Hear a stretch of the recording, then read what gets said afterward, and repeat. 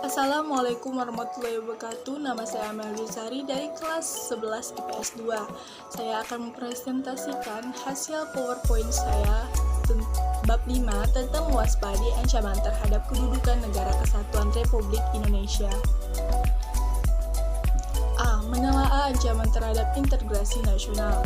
Kalian tentunya pernah melihat peta dunia. Dalam peta tersebut, kalian dapat menunjukkan posisi negara Indonesia yang berada di tengah-tengah dunia dilewati garis khatulistiwa diapit oleh dua benua yaitu Asia dan Australia serta berada di antara dua samudra yaitu Samudra Hindia dan Pasifik.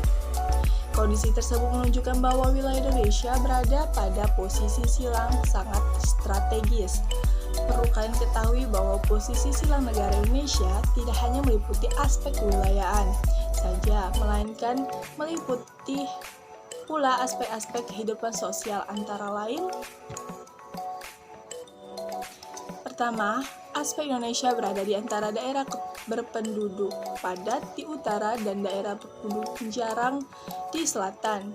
2. Ideologi Indonesia terletak di antara komunisme di utara dan liberalisme di selatan. 3. Demokrasi Pancasila berada di antara demokrasi rakyat di utara, Asia daratan bagian utara, dan demokrasi liberal di selatan.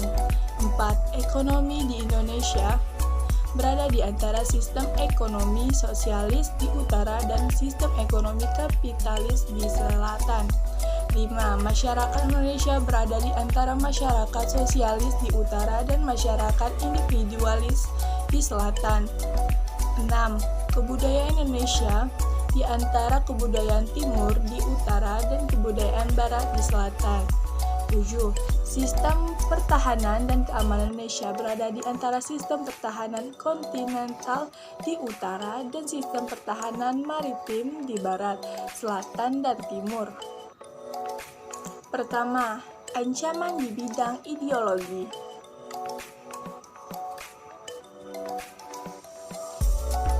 Ancaman di bidang ideologi memiliki dua aspek, yaitu ancaman dari luar negeri dan ancaman dari dalam negeri. Ancaman dari luar negeri ialah kebudayaan dan paham baru dari luar negeri yang menjamur di Indonesia. 2. Campur tangan politik pihak asing di dalam negeri. Ancaman dari dalam negeri: munculnya paham-paham radikal dan ekstrim, gerakan separatisme, sikap apatis terhadap proses pemerintahan. 2. Ancaman di bidang politik. Ancaman di bidang politik terdapat berbagai hal yang membahayakan persatuan Indonesia dengan mengatasnamakan politik. Ancaman di bidang politik dapat bersumber dari dalam negeri ataupun luar negeri. Ancaman dari luar negeri misalnya tekanan politik suatu negara terhadap negara lainnya serta membentuk suatu kekuatan politik untuk melemahkan kekuasaan pemerintahan di suatu negara. Sedangkan ancaman dari dalam negeri misalnya politik uang untuk meraih posisi diinginkan atau untuk menyelesaikan suatu perkara serta isu sara, suku, agama, ras, dan antar golongan yang menyebabkan permusuhan. 3. Ancaman di bidang ekonomi. Ancaman di bidang ekonomi, bentuk ancaman perekonomian suatu negara. Pertama, pengurangan subsidi kepada masyarakat. 2. Perekonomian digerakkan oleh pihak asing. 3. Permasalahan sektor keuangan. 4. Impor barang secara berlebihan. 5. Harga komoditi ekspor yang jatuh. 6. Embargo dari negara lain terhadap produk dalam negeri. 7. Kemiskinan dan pengangguran. 8. Daya saing rendah. 9. Ketersediaan infrastruktur. 10. Globalisasi.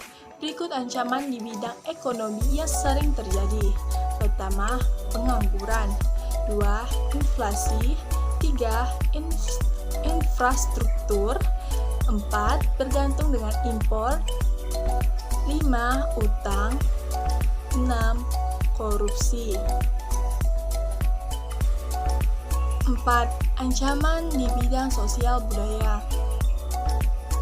Ancaman integrasi nasional di bidang sosial budaya dibedakan menjadi dua, yaitu ancaman dari dalam dan dari luar.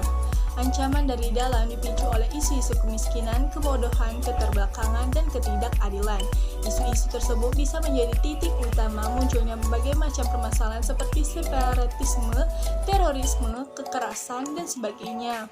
Sedangkan ancaman dari luar disebabkan oleh pengaruh negatif globalisasi, seperti gaya hidup konsumtif, munculnya sifat hedonisme, munculnya sikap individualisme, dan munculnya gejala westernisasi. Ancaman di bidang pertahanan dan keamanan. Ancaman di bidang pertahanan dan keamanan berarti adalah segala usaha yang bertujuan untuk membahayakan, untuk mengganggu yang namanya kedaulatan dari suatu negara, baik itu bersifat mengancam, menghambat, ataupun bisa dibilang mengganggu kedaulatan di negara itu sendiri. Contoh ancaman di bidang pertahanan dan keamanan. Pertama, munculnya konflik berhubungan dengan SARA. 2. Penyelundupan senjata. Tindakan membawa barang secara tersembunyi. 3. Sabotase. Tindakan merusak baik itu bangunan, peralatan, dan senjata yang sudah direncanakan. 4. Spionase. Tindakan mengintai untuk mendapatkan informasi yang bersifat rahasia. Kelima, terorisme, membangkitkan perasaan teror terhadap masyarakat. Strategi dalam mengatasi berbagai ancaman terhadap bidang ideologi, politik, ekonomi, sosial budaya, dan HANKAM dalam membangun integrasi nasional. Bidang ideologi dan politik mengatasi ancaman bidang ideologi dan politik yaitu mengembangkan demokrasi politik, mengadakan reformasi lembaga-lembaga politik agar menjalankan fungsi dan perannya secara benar, memperkuat kepercayaan rakyat dengan cara menegakkan pemerintahan yang bersih dan berwibawa, menegakkan supremasi hukum, memperkuat posisi Indonesia di kancah politik internasional. Bidang ekonomi. Sistem ekonomi dikembangkan untuk memperkuat produksi dalam negeri sehingga perekonomian rakyat bisa menguat. Sektor pertanian dijadikan prioritas utama sebab sebagian besar penduduk Indonesia bermata pencarian sebagai petani. Perekonomian harus berorientasi pada kesejahteraan rakyat, tidak menggantungkan diri pada organisasi multilateral seperti IMF dan Bank Dunia, mengoptimalkan bahan baku yang ada di dalam negeri sehingga tidak bergantung pada impor. Bidang sosial budaya. Ancaman di bidang sosial budaya dapat diatasi dengan cara penguasaan ilmu pengetahuan dan teknologi yang diimbangi dengan penguatan iman dan takwa.